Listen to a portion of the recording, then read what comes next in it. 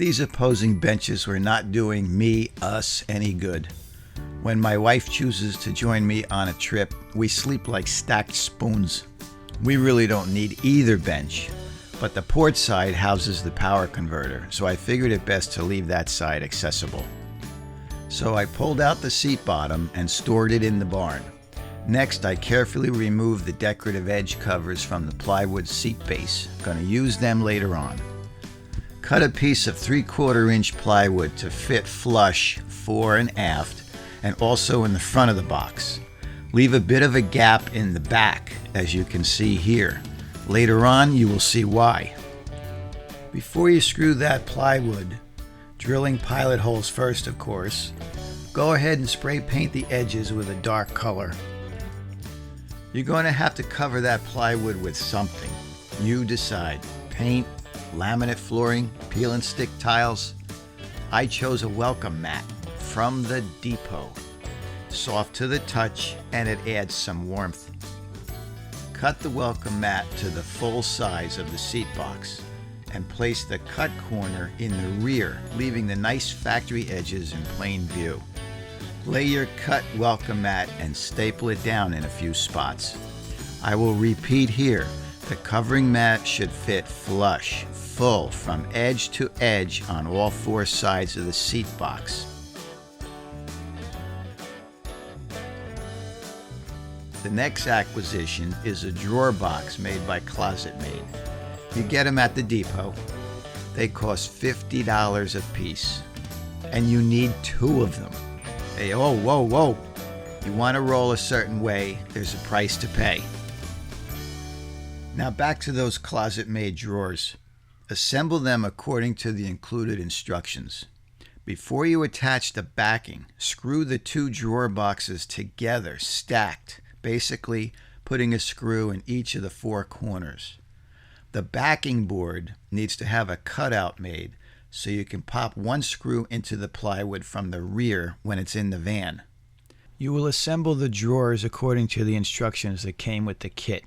Other than that, you set them aside until you're ready to use them.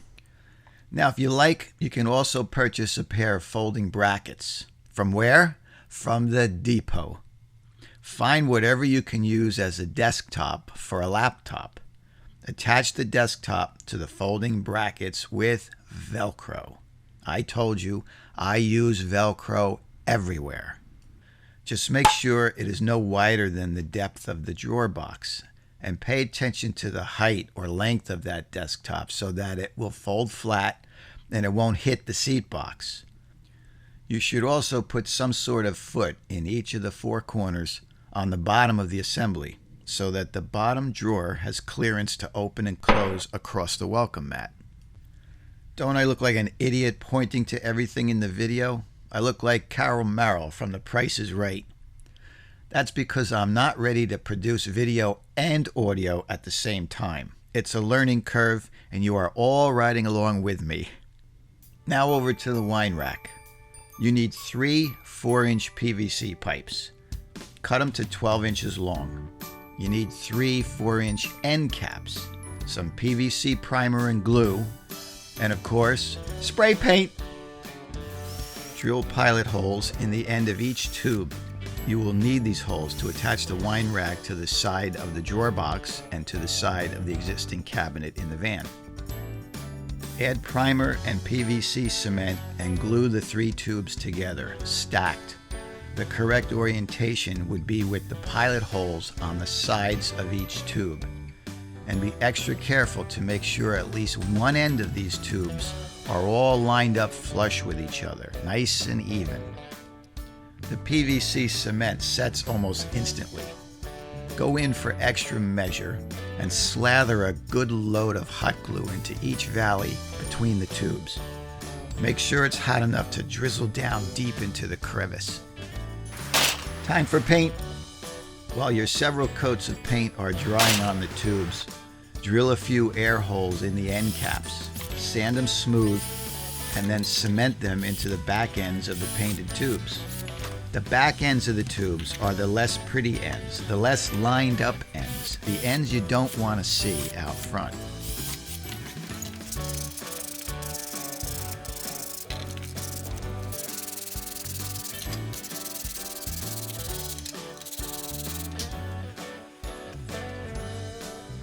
Here's an added bonus that you will thank yourself for time and time again. Install a plug bar in the plastic window surround and run the cord down into the gap in the back of the plywood. All your extra cordage has a place to be shoved. Make sure that you plug the plug bar into the power outlet, leaving the upper outlet for miscellaneous use later on. When mounting your wine tubes, use a chock to angle them up slightly. This will prevent the wine bottles from shooting out of the tubes like torpedoes when you make those hard right turns. Now go find at least 2 spacers. I have stuff like this in little drawers everywhere, saved for decades. I never knew what I was going to need them for, but I knew I was going to need them sooner or later. These spacers are required to offset the wine tubes from the electrical cord running alongside. This will allow you to remove the plug bar plug from the outlet in the future without having to disassemble the wine rack. You see, you want to think ahead here, tough guy. Put a screw through your pre-drilled holes in the sides of the tubes, through the spacer, and into the wall.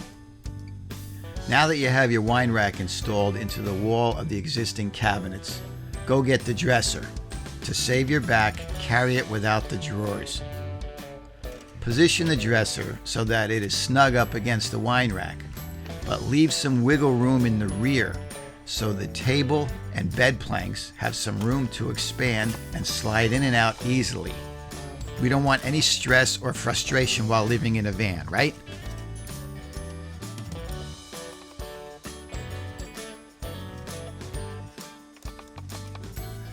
Now once you've got that dresser positioned where you want it, screw it down to the plywood using the pre-drilled holes in the bottom of the dresser. 2 in the front and 1 in the back. Slide in your drawers, and when putting your flip-up desktop in place, be sure it does not rub on the welcome mat, and it's not too tall that it hits the dresser and can't be fully deployed. Now for some details. The ooh-ah factor is in the details. Cut up some non-skid into 5 or 6 inch wide pieces, 10 to 11 inches long. Slide them into each tube and position at the bottom half of the tube. This will help grip your bottles and keep them in the tubes where they belong.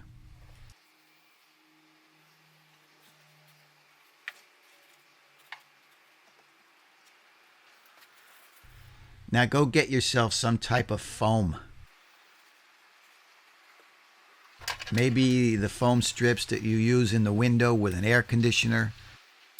Even bubble wrap would work.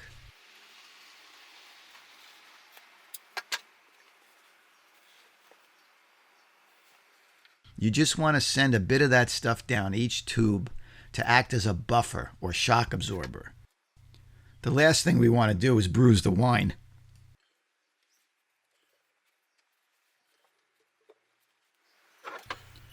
Once you slide in your finest cheap wines, you're done.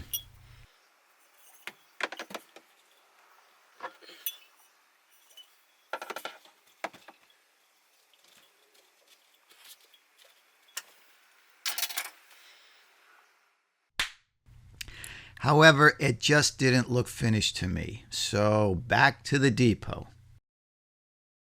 I bought 3 more of those 4-inch end caps. They're like 24 cents a piece, so I wasn't afraid. I carefully cut along the cap edge, lightly sanded, and voila, trim rings for the front. Now I'm finished. So that wraps up another how-to video. And as always, the lifeblood on YouTube is your engagement. Watch, like, comment, subscribe, and share with your friends. All of them. No, I'm serious. Tell them all.